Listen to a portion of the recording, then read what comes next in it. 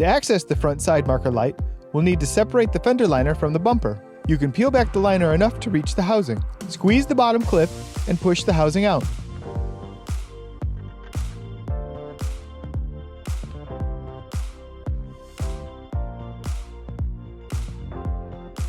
You can see here how the clips hold the housing in place. Turn the socket counterclockwise to remove it. Pull out the incandescent bulb. Replace it with the LED and test it. Line up the notches on the socket with the slots in the housing.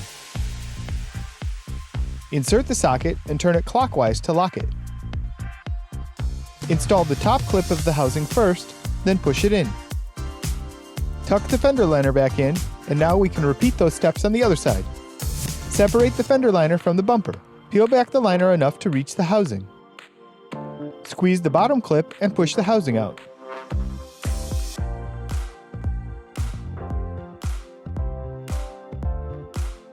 Turn the socket counterclockwise to remove it. Pull out the incandescent bulb. Replace it with the LED and test it. Line up the notches on the socket with the slots in the housing. Insert the socket and turn it clockwise to lock it.